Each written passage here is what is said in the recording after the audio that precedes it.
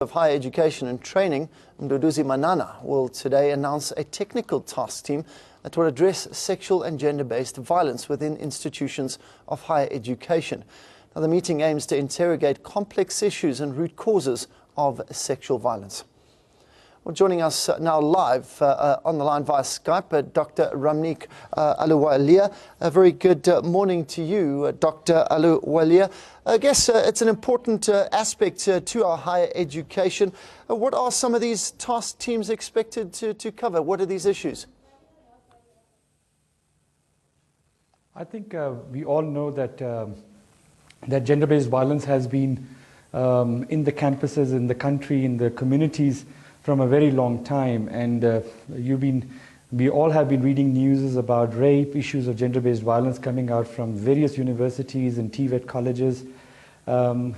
It's like another epidemic that we are suffering within South Africa and within the higher education, and I think this is an important intervention as much as we have another challenges that's happening parallel in higher education, specifically in universities.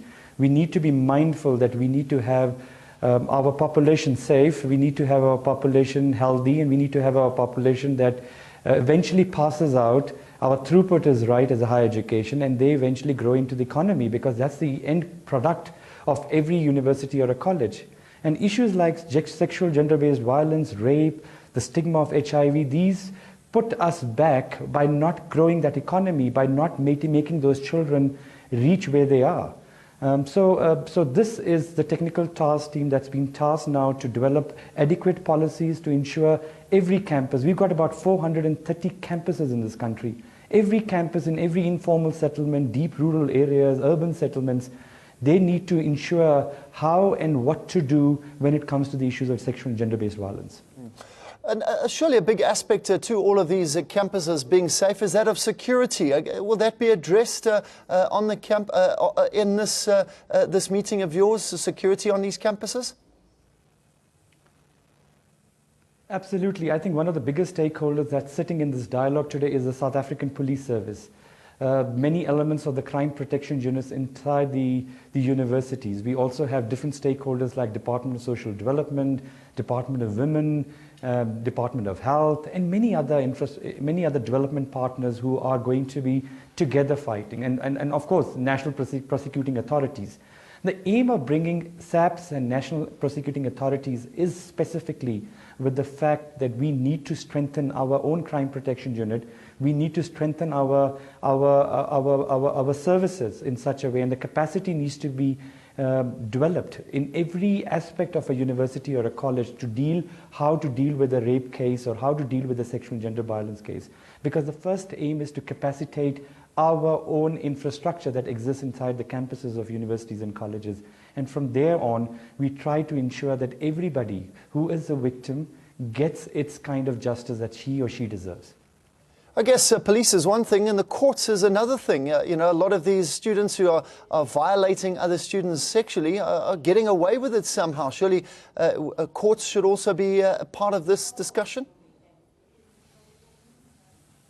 Absolutely. So Department of Justice, National Prosecuting Authorities, the NPA, they're all here in this dialogue. This is a very important element. We are a country where still 67% of the cases the cases which are reported even goes 4 days further for a trial.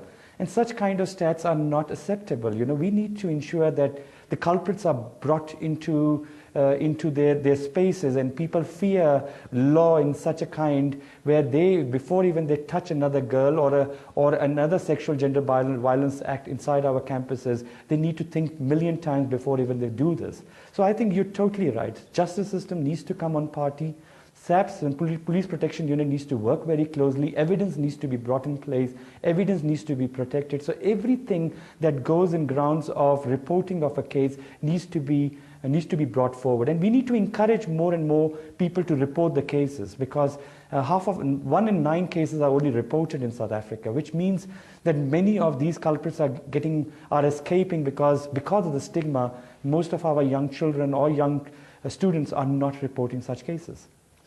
One last question. I mean, are we not dealing with the problems here and not the solutions in terms of, you're dealing with higher education students sort of between the ages of 18 into their late 20s, their attitude towards this. I mean, this cultural, this cultural mindset that, that students can be violated in this. I mean, how are you going to deal with that mindset of students that this is just not acceptable?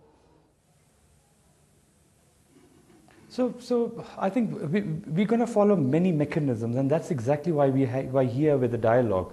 There's a huge amount of stigma that sits in an education community. A person, we've seen enormous cases of now sexual gender violence cases who drop out studying because of the stigma, or they cannot stay with it, and they can't report this because this has happened to them. And this is the dialogue that speaks about the role players who need to now come onto the party. How do we bring the psychosocial support structures right at the campus level? How do people who have gone through, the victims who live in, how can we protect them? How can we bring services to them? On the other side, we also need to be mindful of how do we protect our campuses on the other side. So we need to, obviously, you're totally right, and the role of parents, and I think the role of media will be very critical, and I'm very thankful to ANN7 and yourself, Peter, that you're taking it to many parents around, because without the parents, we will not be able to win this disease or epidemic. So I'm actually, in fact, asking that despite we having many critical role players from different government departments, civil societies, private sector, the development partners, and everyone around, but we also need now parents and families and people, because at the end, these children go back to their families and the communities. So I think it's a collective fight. We need to just be together. We need to understand each other. We need to understand what a young person feels. We need to understand what kind of services we need to bring into a youth-friendly sphere. So I think collectively we'll be in a position to handle this together. Great, that's where we'll leave it. Dr. Ramneek Aluwalia, they're live from Johannesburg there. He's the head of education, higher education, HIV/AIDS program there. Just on the back of the Deputy Minister of Higher Education and Training, Mduduzi Manana, they're announcing a technical task team that will address sexual and gender-based violence within higher education institutions. And it's an important discussion, and that will continue to track what comes out of that.